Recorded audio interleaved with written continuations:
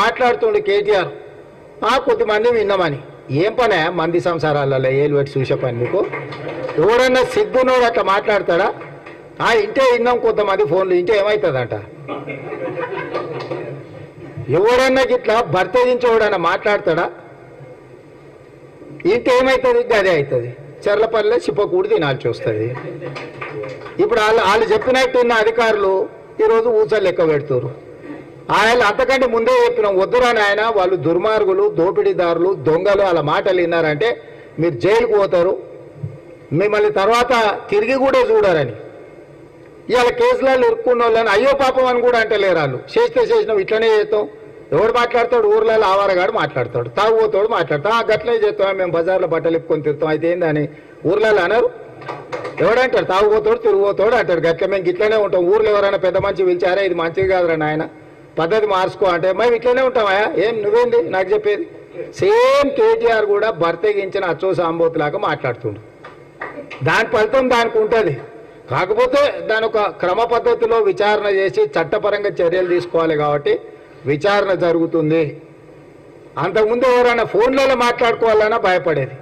ఎవరైనా కలిస్తే ఎవడో రికార్డ్ చేస్తుండే అనే భయం ఉండే ఇవాళ ఎవరైనా స్వేచ్ఛగా వాళ్ళ జీవితాలలో వాళ్ళు స్వేచ్ఛగా మాట్లాడుకునే పరిస్థితి రాష్ట్రంలో స్వేచ్ఛ తీసుకొచ్చినాము ఇవాళ ఏదున్నా సచివాలయానికి వెళ్ళి మనం చెప్పుకునే పరిస్థితి ఉంది అందుకే ఇవాళ నిన్న ఎమ్మెల్సీ ఎన్నికలు జరిగినాయి ఓటు విలువ నాకు తెలుసు కాబట్టి ఢిల్లీ నుంచి వచ్చి సుప్రీంకోర్టు చీఫ్ జస్టిస్ను కలిసి అక్కడ నుంచి సరాసరి కొడంగల్ పోయి కొడంగల్లో ఓటేసి మళ్ళీ అక్కడ మా వాళ్ళు అందరినీ కలిసి ఓ రోజంతా కూర్చొని వాళ్ళతో మాట్లాడి మంచి చెడ్డ యోగక్షేమాలు కనుక్కొని వచ్చిన ఓటు ఎంత విలువైందని అంటే మనల్ని ఏలే వాళ్ళని ఎన్నుకునేది మనమే మనం ఇట్లాంటి లఫంగా వాళ్ళని ఎన్నుకున్నామంటే తర్వాత మనం ఎంత చెప్పినా ఓడినాడు అందుకే ఎమ్మెల్సీ ఎన్నికలలో కూడా మంచి మెజార్టీతో మనము మహబూబ్నగర్లో ఎమ్మెల్సీ మీరు అందరూ మన మీద ఉన్న నమ్మకంతో మన ఎంపీటీసీలు కౌన్సిలర్లు కార్పొరేటర్లు మన ప్రభుత్వం వచ్చింది మనవాడి రాష్ట్రానికి ముఖ్యమంత్రి ఉన్నాడు మన రాష్ట్రాన్ని మనం అభివృద్ధి చేసుకోవాలి జిల్లాలో పెండింగ్ ప్రాజెక్టులు అన్నీ పూర్తి చేసుకోవాలని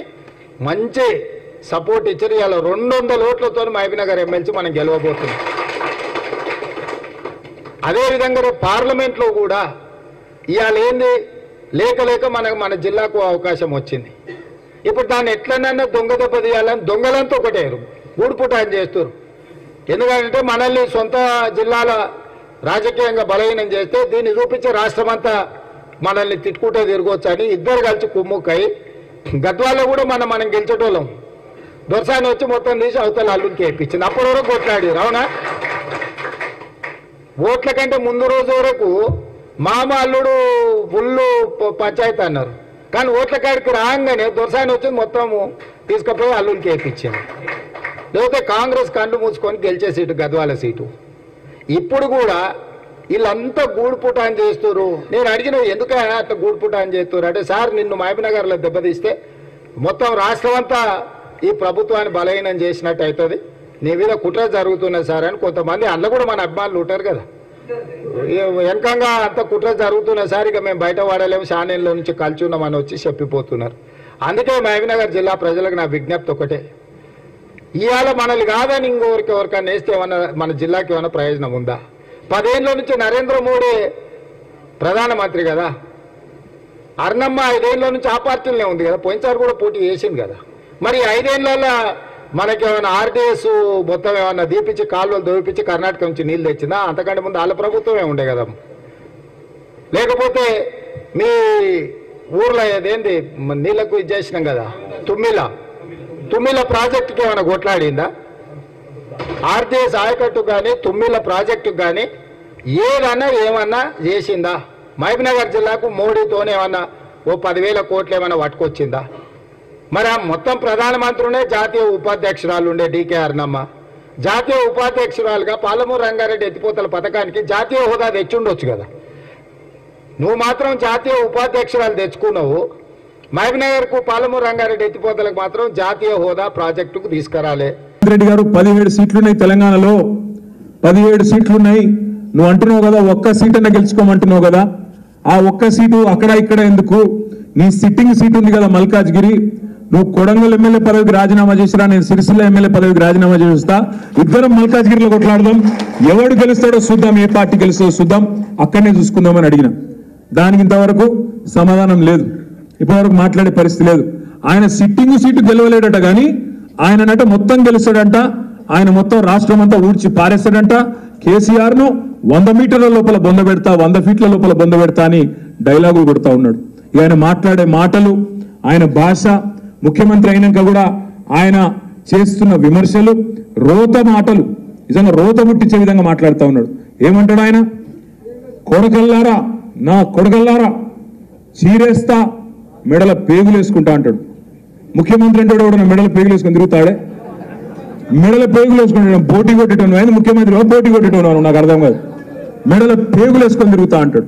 ఇంకో మాట అంటాడు, జేబుల కత్తెర పెట్టుకొని తిరుగుతున్నా, జేబుల కత్తెర పెట్టుకొని ఎవరు తిరుగుతాడే? జేబు దొంగలు తిరుగుతారు. జేబుల కత్తెర పెట్టుకొని తిరుగుతున్నా, జాగ్రత్తగా ఉండండి అంటాడు. మానవ బాంబులు అవుతాం అంటాడు. ఇంకా గమ్మత్ ఏంటంటే ఇంకా ప్రతిపక్షంలో ఉన్నట్టే మాట్లాడుతున్నాడు. ఆయన ముఖ్యమంత్రి లెక్క మాట్లాడతలేడు. ఆయనకే విశ్వాసం కుదురుతలేదు ముఖ్యమంత్రి అని. మనం నమ్ముడు కాదు, ఇంతకుముందు మా అనిల్ జాదవ్ చెప్పింది, తమ్ముడు బోత్ ఎమ్మెల్యే, ప్రజలంటున్న ఎవడు ముఖ్యమంత్రి అని. ఆయనకు కూడా నమ్మకం ఉన్నట్లేదు రేవంత్ రెడ్డి గారికి. మానవ బాంబులు అయిపోతాం అని మాట్లాడుతున్నాడు. ఇంకా దారుణంగా ఏంటంటే, ఒక ముఖ్యమంత్రి సెక్రటేరియట్కి వచ్చి ఇక్కడ లంకె బిందెలు ఉంటాయనుకొని వచ్చినాం, ఖాళీ కుండలున్నాయి అని అవుతున్నాడు ఎకిలిగా. లంకె బిందెల కోసం గడ్డపారలు పట్టుకొని, తటపారలు పట్టుకొని, నెత్తి మీద బట్టలు కప్పుకొని అర్ధరాత్రి ఎవడు తిరుగుతాడన్నా? దొంగలు తిరుగుతారు. మరి ఈయన గతంలో ఏం చేస్తున్నాడో నాకు ఎరకలేదు కానీ గిట్లున్నది ఈయన వ్యవహారం. ఇంకా దారుణం ఏంటంటే వెనకటికి నాగార్జునది ఒక సినిమా వచ్చినండే. ఆ సినిమాలో పాట ఉంటుంది, గ్రీకు వీరుడు అని. రేవంత్ రెడ్డి గారు, ఈయన ప్రభుత్వం ఎట్లున్నదంటే రోజొక్క లీక్ ఇవ్వాలి యూట్యూబ్కు.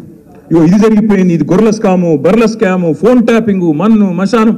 లీకు వీరుడు ఈయన. ఆయన గ్రీకు వీరుడు అయితే నేను లీకు వీరుడు. రోజొక్క లీకు, ఇదో లీకు అదో లీకు, అదయిందంట, 10 లక్షల ఫోన్లు ట్యాప్ అయినాయంట, ఇదయిందంట, అదయిందంట. అయ్యా నువ్వే అధికారంలో ఉన్నావుగా స్వామి, దమ్ముంటే ఎవరి మీద చర్య తీసుకుంటావో తీసుకో, ఎవరిని లోపల వాడేస్తావో పాడై, ఏం విచారణ చేస్తావో చెయ్యి. కానీ నువ్వెందుకు చేస్తున్నావు ఇదంతా మాకు తెలుసు. ఎందుకు? ప్రజలు రైతు బంధు అడగొద్దు, కరెంట్ ఏమైందని అడగొద్దు, కింటాల్కు 500 బోనస్ అన్నావు అదేమైందని అడగొద్దు, 2 లక్షల రుణమాఫీ ఏమైందని అడగొద్దు, ఆడపిల్లలు 2500 రూపాయలు ఏమైందని అడగొద్దు, ముసలోళ్ళు 4000 రూపాయలు ఏమైందని అడగొద్దు. మళ్ళీ అడగొద్దంటే ఏం చేయాలి? రోజొక్క స్కామ్ బయటికి తేవాలి, రోజొక్క ఫోన్ ట్యాపింగ్ అయిందని బిల్డప్ ఇవ్వాలి, యూట్యూబ్ ఓనికి పైసలు ఇవ్వాలి. వాడు తెల్లారు లేస్తే కేసీఆర్ దిగిపోయినాక 4 నెలలకు కూడా వాడు తిడుతూనే ఉండాలి, మనం వింటూనే ఉండాలి. వాడు తిట్టడానికి తిట్టిన ఆనందం, వినడానికి ఇన్న ఆనందం. ఇది జరుగుతున్నది ఏంటంటే తిట్టిపిచ్చే కార్యక్రమం, గోల్మాల్ చేసే కార్యక్రమం. 6 గ్యారంటీలు పోయినాయి, 6 గారడీలు మొదలైనవి. 6 గారడీలు ఏంటి? కాళేశ్వరం స్కామ్ అంటాడు ఒకరోజు, ఇంకో రోజు ఫోన్ ట్యాపింగ్ అంటాడు, ఇంకో రోజు గొర్రెల స్కామ్ అంటాడు, ఇంకో రోజు బర్రెల స్కామ్ అంటాడు. ఇవన్నీ చెప్తాడు కానీ ఏడవైందయా 2500 రూపాయలు ఇస్తాను, 1,67,00,000 మంది ఆడబిడ్డలకు, 18 ఏళ్ళు నిండిన ఆడబిడ్డలకు ఇస్తాను కదా, ఎక్కడ పోయింది ఆ స్కీము అంటే మేమే బెబ్బెబ్బే డైలాగులు కొడుతుంది కదా. డిసెంబర్ 9 నాడు వస్తున్నా, తెచ్చుకోని వాళ్ళు అర్జెంటుగా ఉరుకుండ్రి, 2 లక్షలు తెచ్చుకోండి, బ్యాంకు కోండ్రి, నేను సంతకం పెడతా అంటివి. డిసెంబర్ 9 వాయ్, జనవరి 9 వాయ్, ఫిబ్రవరి 9 వాయ్, మార్చి 9 వాయ్, ఏప్రిల్ 9 రానే పట్టే. ఏమైందా రేవంత్ రెడ్డి అంటే, అగో మేము ఇప్పుడే కూర్చున్నాం, సీట్లు అప్పుడే అడుగుతారా అని మళ్ళీ ఓదికు బెదిరింపులు. మేము చెప్పినామా డేటు మనం చెప్పినామా? డిసెంబర్ 9 రుణమాఫీ చేస్తా అన్నాడు ఎవడు? రేవంత్ రెడ్డి. మరి ఆ మాట అడిగితే కూడా మళ్ళీ ఉలికిపాటు ఎక్కువ. ఆయననే కదా అన్నాడు ఆడబిడ్డలను, ఇంట్లో కోడళ్ళుంటే 2500, అత్తలుంటే 4000. కేసీఆర్ ఒక ముసలోనికే ఇస్తుండు, నేను ముసలోనికి ముసలవ్వకి ఇద్దరికి ఇస్తా, ఇద్దరికి 4000 ఇస్తానది ఎవడు? రేవంత్ రెడ్డి కాదా? సోనియమ్మ కడుతుంది బిల్లు, సోనియమ్మ కడుతుంది కరెంటు బిల్లు అన్నాడు, మీరు గడనే కట్టకుండా అన్నాడు. ఇవాళ ఏంది పరిస్థితి? ఇవాళ వాస్తవాలు ఏంటి? మంచినీళ్ళకు దిక్కు లేదు, సాగునీటికి దిక్కు లేదు, కరెంటు చక్కగా రాదు, రైతు బంధు పడదు. ఆల్రెడీ ఎవరెవరైతే కాంగ్రెస్ కోట్లు వేసిండ్రో వికారాబాద్ల, తాండూరుల, చేవెళ్ళ, పరిగిల తేలుగుట్టిన దొంగలు ఉన్నారు. ఇవాళ వాళ్ళకి అర్థమైతలేదు ఎందుకు వేస్తే మీ ఓటు, ఏం జరిగిందని బాధపడే పరిస్థితి వచ్చింది. రాష్ట్రంలో ఏ ఒక్క వర్గమైన సంతోషంగా ఉందా? రైతులు సంతోషంగా ఉన్నారా? ఆటో డ్రైవర్లు సంతోషంగా ఉన్నారా? తులం బంగారము 2500 అని చెప్పి మోసపోయిన ఆడపిల్లలు సంతోషంగా ఉన్నారా? తాగునీరు లేక ఇబ్బంది పెడుతున్న పిల్లలు సంతోషంగా ఉన్నారా? ఎవరు సంతోషంగా ఉన్నారు? ఎన్ని దొంగ మాటలు, ఎన్ని గలీజ్ కార్యక్రమాలు యూట్యూబ్లో అంటే కేసీఆర్ ఇచ్చిన ఉద్యోగాలు నేను ఇచ్చిన అని చెప్పుకుంటాడు. నాకు ఒక చిన్న డౌట్, మీరు దయచేసి పిల్లలను చర్చ పెట్టాలి. ఎల్బీ స్టేడియంలో మీటింగ్ పెట్టాలి, కేసీఆర్ని తిట్టాలి, కాగితాలు ఇవ్వాలి. 30,000 ఉద్యోగాలు ఇచ్చినాను బిల్డప్ ఇవ్వాలి. అదే రేవంత్ రెడ్డి గారు చిన్న కామన్ సెన్స్ ముచ్చట నాకు తెలియక అడుగుతున్నా. ఇప్పుడు పిల్లలు పుట్టానంటే లగ్గం కావాలి, సంసారం చేయాలి, తర్వాత పిల్లలు పుడతారు కదా. మరి నువ్వు ఎప్పుడు వస్తాయి, ఎప్పుడు నోటిఫికేషన్ ఇస్తావి, ఎప్పుడు ఉద్యోగాలు వచ్చే? నువ్వు వచ్చినాక ఇచ్చిన నోటిఫికేషన్లన్నీ ఇచ్చిన నోటిఫికేషన్లే లేవు. కానీ 30,000 ఉద్యోగాలు ఇచ్చినా అని చెప్తాడు. 30,000 ఉద్యోగాలు ఆడికెళ్ళి వచ్చినాయి. కేసీఆర్ గారు ఆనాడు ప్రభుత్వంలో 1,60,000 ఉద్యోగాలు నింపి ఇంకో 30,000 ఉద్యోగాలు ఆనాడు రకరకాల కోర్టు చిక్కుల్లో ఉంటే అవి ఇవాళ ఈ టైంకి అనుకోకుండా పరిష్కారం అయితే తంతె గారెలు బుట్టలు పడ్డట్టు నువ్వు ముఖ్యమంత్రి అయి ఆ కాగితాలు ఇచ్చుకుంటా మందికి పుట్టిన బిడ్డలు మా బిడ్డలు అని చెప్పుకునే దౌర్భాగ్యపు పరిస్థితి ఇవాళ ఈ కాంగ్రెస్ ముఖ్యమంత్రిది అనే మాట నేను పికప్ చేస్తా ఉన్నా. పిల్లలు ఆలోచించాలా. దొంగ మాటలు. సంవత్సరంలో 2 లక్షల ఉద్యోగాలు ఇస్తాన్నాడు రేవంత్ రెడ్డి.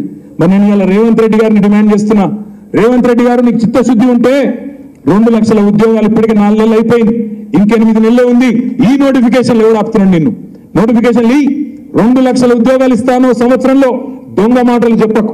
కేసీఆర్ ఇచ్చిన 30,000 ఉద్యోగాలు వేరు, నువ్వు 2 లక్షల ఉద్యోగాలు ఇచ్చి నీ మాట నిలుపుకోవాలనే మాట కూడా వారిని నేను డిమాండ్ చేస్తా ఉన్నా.